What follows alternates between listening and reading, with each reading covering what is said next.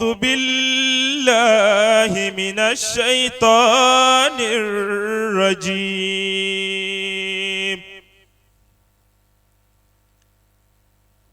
إذا قرأت القرآن فاستعذ بالله من الشيطان الرجيم إنه من سليمان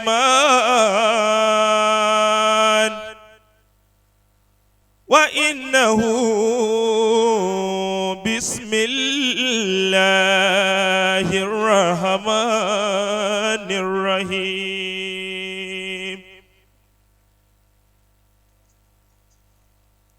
وقل الحمد لله وقل الحمد لله وسلام على عباده الذين اصطفى على عباده الذين اصطفى الله خير عما يشركون ضرب الله مثلا رجلا فيه شركاء متشاكسون ورجلا سلما لرجل هل يستويان مثلا الحمد لله بل أكثرهم لا يعلمون إن الذين آمنوا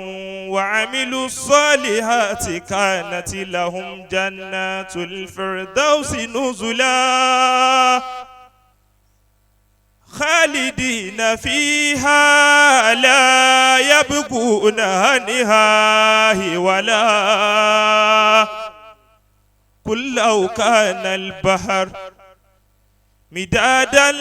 لكلمات ربي لنفد البحر قبل أن تنفد كلمات ربي ولو جينا بمثله مددا قل إنما أنا بشر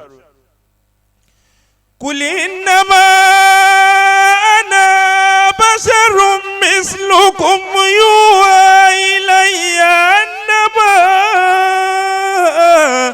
إلهكم إله واحد فمن كان يرجو لقاء ربه فليعمل عملا صالحا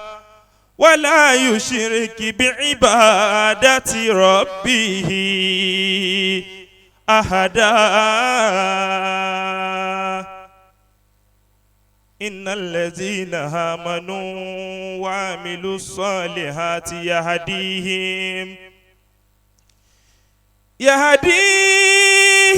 ربهم بإيمانهم تجري من تحتهم الأنهار في جنات النعيم دعواهم فيها سبحانك اللهم وتحيتهم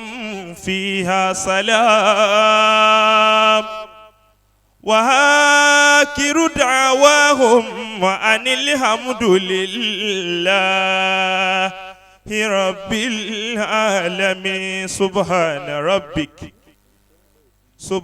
ربك رب العزة عما يصفون وسلام على المرسلين والحمد لله رب العالمين. اللهم ارحمنا بالقرآن. mo yẹ kí nínú ọkàn mi ó yẹ kí tóbi Ọlọ́run ó jù báyìí lọ o ẹ̀yin bàbá wa tí ẹ wà níkàlẹ̀ nínú tẹ́ fẹ́ fi bá wa sọ̀rọ̀ lélẹ́yìí torí pé àfa wa tí wọ́n ka Qur'an fún wa is one of our member lọ́rẹ́ǹtì àfa kò wá ka Qur'an fún wa any participant tẹ́ bá rí tó bá dún bíbá ilé ni yàtọ̀ sẹ́yìn tá a pè àdákìrù ni wọ́n ẹ dákun láti ẹnu my amiable president wọ́n ní ká dá lílá fi odidi jọ fún àfa wa tí wọ́n ka Qur'an fún wa ìfàyàbalẹ̀ ojoojúmọ́ tọ́lọ̀ máa ń ṣe fún yàn àṣẹ́kùbọ̀ ládàá rẹ̀ ọlọ́run ó ti gbé daigman ga débi tó ń lọ yìí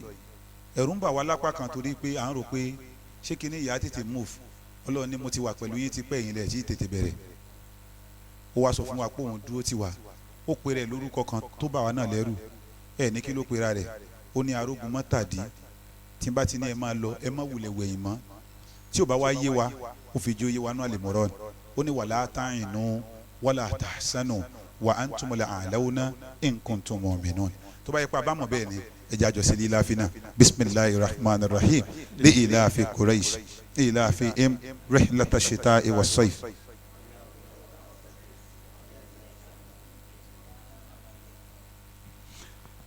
Without wasting much of our time,